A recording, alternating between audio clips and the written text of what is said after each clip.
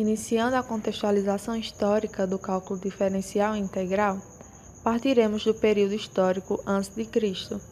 Existem relatos que o cálculo diferencial integral foi criado no século 17 a.C.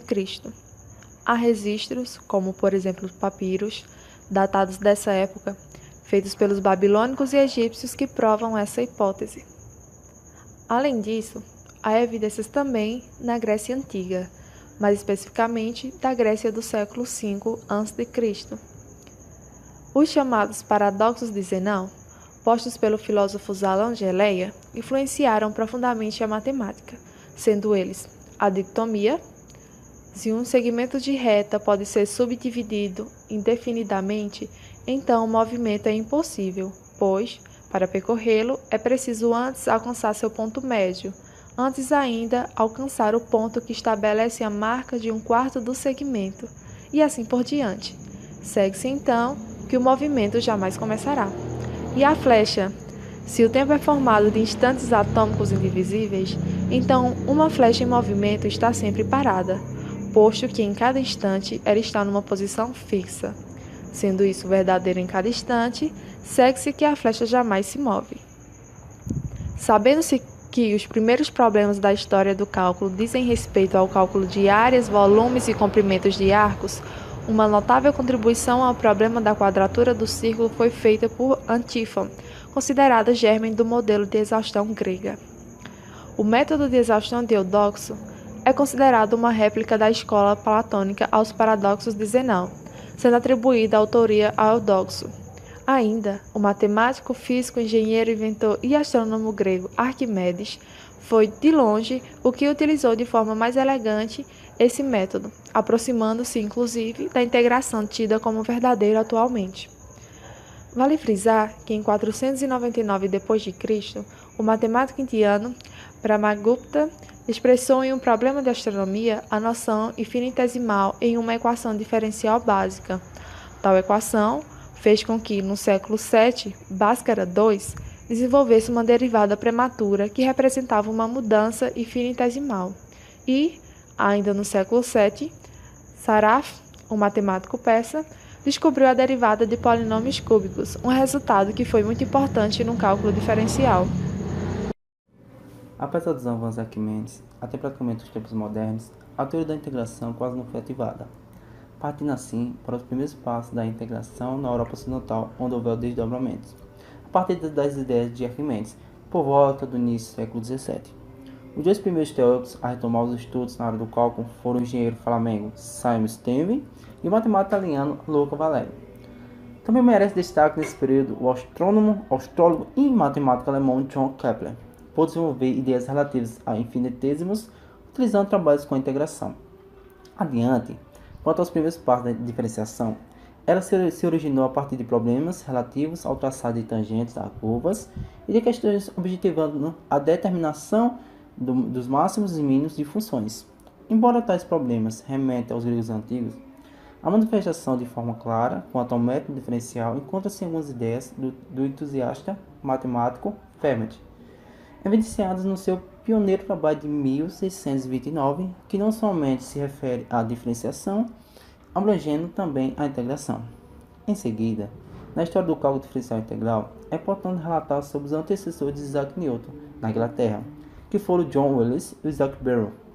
Dentre as importantes contribuições dos dois, Willis situou-se na teoria da integração e também, vale ressaltar, introduziu o símbolo atual do infinito, enquanto Barrow destacou-se na teoria da diferenciação, inclusive trazendo em seu livro Leibniz, Optik et Geometrie uma abordagem muito próxima do processo moderno de diferenciação, mediante o uso do chamado triângulo diferencial, que ainda se encontra nos textos atuais do cálculo. Outro fato interessante é que se atribui a Isaac Barrow a autoria de ser o primeiro a perceber, de maneira plena, que a diferenciação e a integração são operações inversas uma da outra, sendo tal descoberta chamada de teorema fundamental do cálculo. Além disso, tem-se que o cálculo diferencial e integral, visto atualmente nos cursos de graduação, já havia sido estabelecido por volta do ano de 1700. No entanto, somente em 1969 foi publicado o primeiro texto sobre cálculo diferencial e integral. Seu autor foi o Marquês L'Hospital, consistindo na realização matemática mais notável do período. Até esse momento histórico, a ideia de limite foi concebida, assim como o teorema fundamental do cálculo. Restava-se, porém, que houvesse um redesenvolvimento, que fosse criada a simbologia geral e um conjunto de regras analíticas sistematizadas. Tal trabalho foi efetuado independentemente através das contribuições de Isaac Newton e de Gottfried Wilhelm Leibniz, sendo a eles atribuída a criação do cálculo em geral. Vale ressaltar que Newton e Leibniz tiveram a ajuda de alguns matemáticos de sua época para desenvolverem seus pensamentos nessa área. Além disso, Newton e Leibniz merecem um destaque especial, por serem pioneiros em estabelecer uma ligação estreita entre o cálculo diferencial e integral, unificando essas áreas e tornando-os uma ferramenta poderosa para a ciência. O cálculo, assim como outras áreas da matemática, surgiu e se desenvolveu a partir de um arranjo entre problemas e formulações de conceitos e teorias adequadas para resolvê-los. Após esse arranjo nasceram novos problemas e novas teorias, consequentemente, novas formulações para serem resolvidas. Vale frisar que muitos problemas que foram resolvidos para originar o cálculo têm fundamentos da geometria, partindo com as aplicações do cálculo diferencial a uma larga aplicação na física.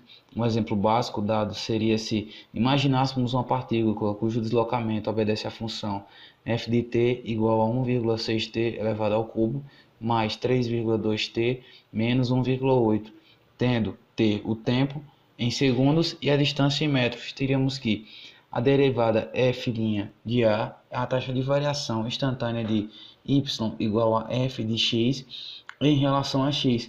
Quando x igual a A, sabendo disso, podemos então encontrar a taxa de variação da função f de t, onde a mesma representará a velocidade da partícula, ou seja, a taxa de variação do deslocamento será a velocidade da partícula naquele instante. Atualmente, as aplicações do cálculo diferencial integral são utilizadas em muitas áreas das ciências exatas. Isso implica que sua utilização vai desde a matemática até as engenharias, a administração, a física, entre outras áreas.